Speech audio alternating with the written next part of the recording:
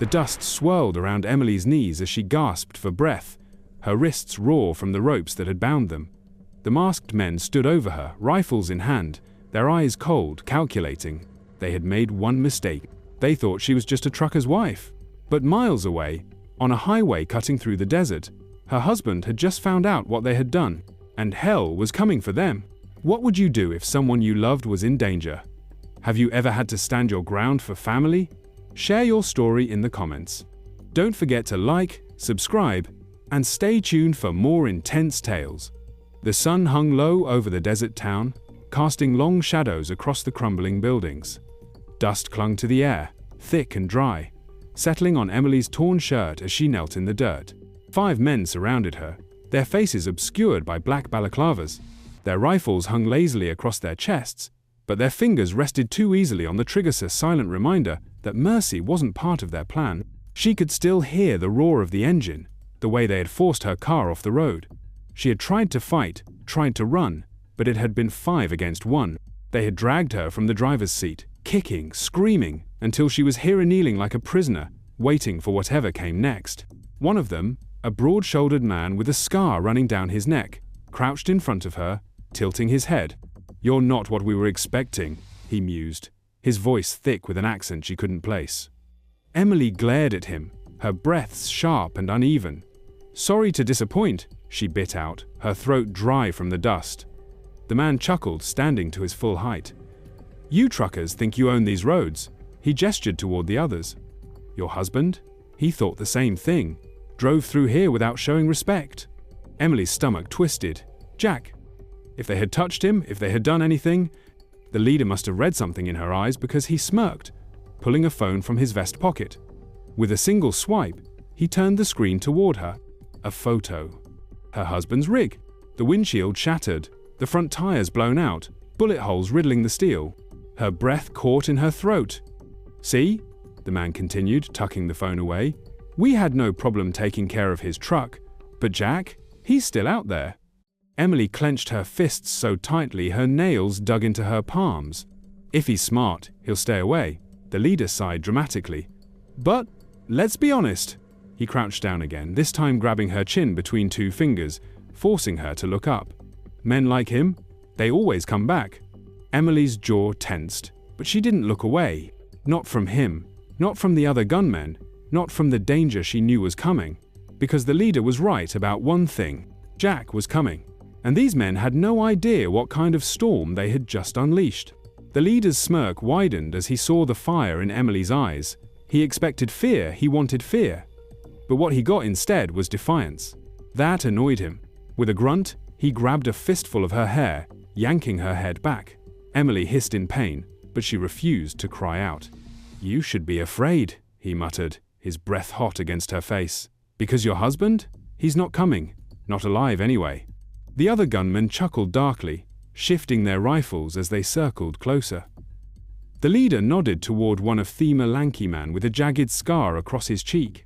"Maybe we should send him a message," the leader suggested. "Something that lets him know exactly what happens when you disrespect us." The scarred man stepped forward, his boots kicking up dust as he crouched beside Emily. He pulled a hunting knife from his belt, twirling it between his fingers like a toy. Emily's breath came faster, but she didn't let them see her panic. "Should we start with a finger?" the man mused, grabbing her hand roughly. "Or maybe an ear?" The leader grinned, enjoying the performance. "Something he'll recognize. A wedding ring, perhaps?" Emily jerked her arm away with all the force she had left, but the man held tight, his fingers clamped around her wrist, crushing it against the dirt. Scarface raised the knife. And then, boom! A deafening explosion shattered the air. The ground trembled. The gunman staggered, eyes snapping toward the source. Another boom. This time, a truck engine roared to life, far too close. Dust erupted from the main road, and through it came the unmistakable glint of headlights. A big rig. And not just any rig, Jack's rig. Emily smiled. "You were right," she murmured, her voice barely above a whisper. The leader turned back to her, confusion flickering across his face. "What?" Emily's grin widened. "Men like Jack? They always come back." The cartel leader barely had time to process Emily's words before the headlights cut through the dust like twin blades. Then came the horn, a long, deafening blast that sent a chill down every man's spine. Jack was here. The gunmen stumbled back as the 18-wheeler barreled toward them, its engine growling like some mechanical beast unleashed from hell. The dust cloud thickened, swallowing everything in its path. Scarface hesitated, gripping his knife tighter. "Shoot the tires!" he barked. Too late.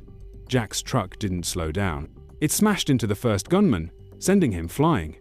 The second barely leaped out of the way, his rifle skidding across the dirt. The force of the impact ripped through the ground, shaking the abandoned town. The remaining gunmen scrambled, raising their weapons, and then Jack emerged from the cab. He hit the ground running, shotgun in hand, his eyes locked on only one thing: Emily. She saw him, felt relief crash through her, but she also saw the danger. One of the gunmen had recovered. Rifle lifting, boom. Jack fired first. The gunman crumpled. Scarface cursed, dragging Emily up like a human shield. The knife pressed against her throat. "Put the gun down, trucker," Scarface growled, his confidence shaken but not broken. "Or she dies." Jack didn't blink. His voice came low, cold, deadly. "You think I came all this way to negotiate?" Scarface swallowed. He had made a mistake. Jack wasn't here to bargain. Jack was here to end this. Scarface tightened his grip on Emily, the knife pressing against her skin. His confidence was crumbling. His men were either dead, unconscious, or scrambling for cover. Jack didn't lower his shotgun. "You got one shot," Scarface sneered, his voice wavering. "You miss, she dies." Jack tilted his head slightly, eyes locked on Emily's. She saw it in his face calm. Control, absolute certainty. She knew what was coming. Jack fired. But not at Scarface. He fired at the dirt near Emily's feet, a distraction. Emily moved. Fast. She threw her weight to the side, breaking free just as Jack fired again, this time aiming true. Boom. Scarface screamed, staggering backward as his shoulder exploded in pain. The knife fell from his fingers, clattering uselessly to the ground. Emily was already moving. She grabbed the fallen knife and drove her elbow into Scarface's jaw, sending him sprawling onto his back. Jack was on him in an instant, boot to the chest, shotgun barrel pressed against his forehead. The remaining Cartel thug, the only one left standing, dropped his rifle and raised his hands. "Two don't want trouble, man," he stammered. Jack's eyes didn't leave Scarface, the man who thought he ran this town. "Trouble?" Jack murmured. "You already got it." Scarface coughed, gasping for air. His power? Gone. His men? Gone. His reputation? Destroyed. "You made a mistake," Jack said, his voice steady. "You thought she was just a trucker's wife." Scarface groaned, blinking up at him. Jack leaned in, his voice a quiet growl. "Now the whole damn town knows you got taken down by a trucker and his wife." Emily smirked. Around them, people had started to gather.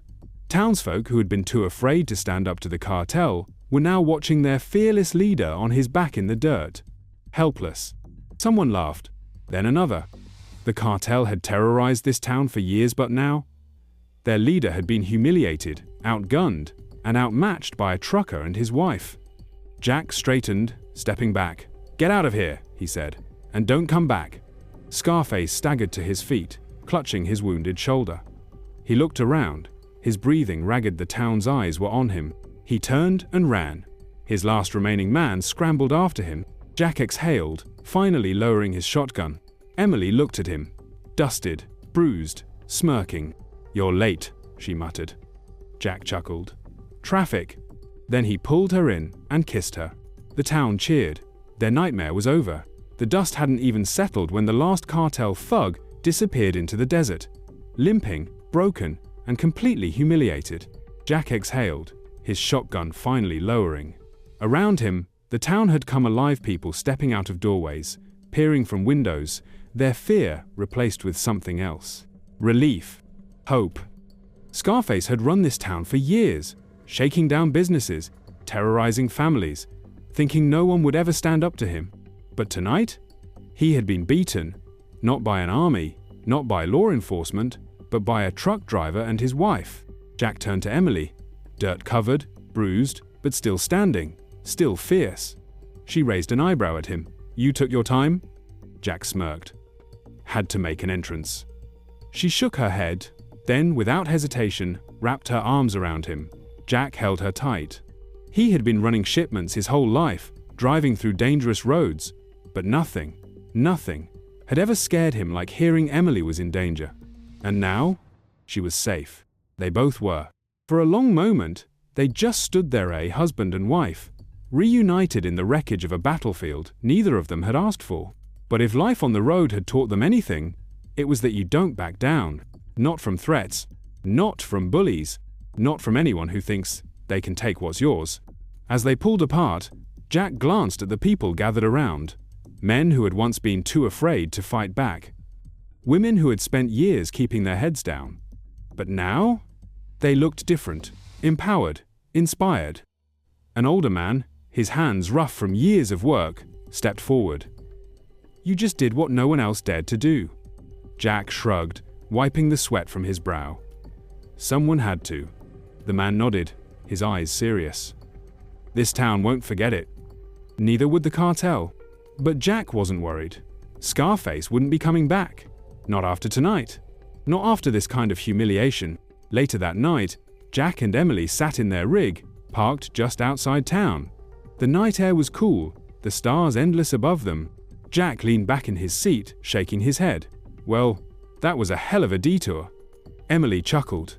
"Not exactly the road trip I had in mind." He glanced at her, reaching over to take her hand. "You scared?"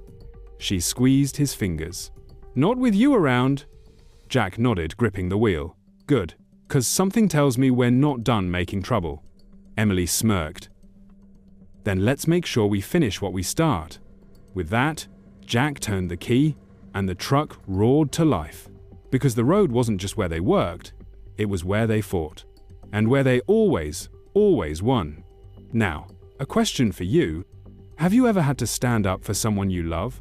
Ever been in a moment where you had to fight, even when the odds were against you? Tell us in the comments below.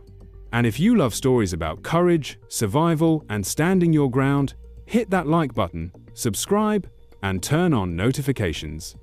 Because out here on the road, only the toughest make it home.